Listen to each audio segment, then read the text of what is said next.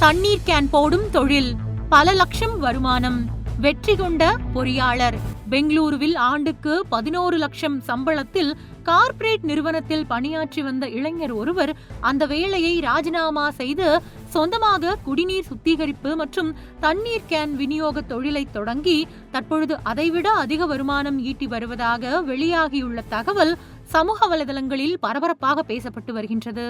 இந்த தகவலை அந்த இளைஞரின் நண்பரான அங்கித் பாண்டே தனது எக்ஸ் தள பதிவில் பகிர்ந்துள்ளார்.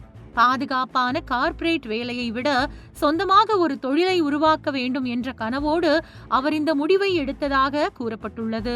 பலரும் இந்த துணிச்சலான முடிவுக்கு பாராட்டு தெரிவித்து வருகின்றனர். அங்கித் பாண்டே தெரிவித்ததன்படி பதவி உயர்வு மற்றும் சம்பள உயர்வுக்காக காத்திருக்காமல் சொந்தமாக குடிநீர் சுத்திகரிப்பு நிலையத்தை அமைத்து வீடுகள் மற்றும் நிறுவனங்களுக்கு தண்ணீர் கேன்களை விநியோகம் செய்யும் தொழிலை அந்த இளைஞர் தொடங்கியுள்ளார். ஆரம்பத்தில் பல்வேறு சவால்களை சந்தித்தாலும் தொடர்ந்து முயற்சி செய்து தனது தொழிலை வெற்றிகரமாக நிலைநிறுத்தியதாக கூறப்படுகின்றது. தற்பொழுது தினமும் சுமார் 300 தண்ணீர் கேன்களை வாடிக்கையாளர்களுக்கு விநியோகம் செய்து வரும் அவர் ஆண்டுக்கு சுமார் 28.5 லட்சம் வருமானம் ஈட்டி வருவதாக அந்த பதிவில் குறிப்பிடப்பட்டுள்ளது. அதாவது கார்ப்பரேட் வேலையில் கிடைத்த சம்பளத்தை விட தற்பொழுது சொந்த தொழிலில் குறிப்பிடத்தக்க அளவில் அதிக வருமானம் கிடைத்து வருவதாகவும் தெரிவிக்கப்பட்டுள்ளது.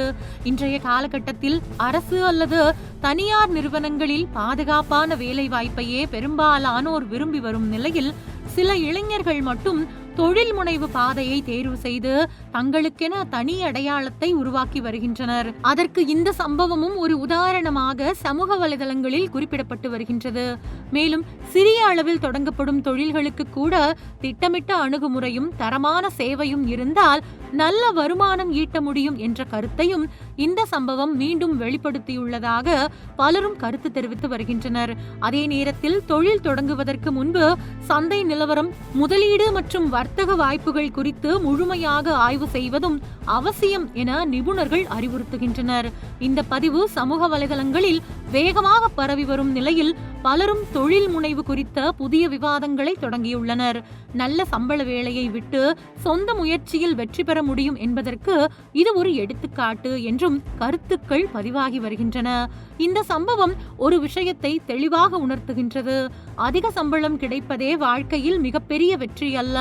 சரியான திட்டமிடல், கடின உழைப்பு மற்றும் தன்னம்பிக்கை இருந்தால் சொந்தமாக உருவாக்கும் தொழிலிலும் மிகப்பெரிய வெற்றியை அடைய முடியும்.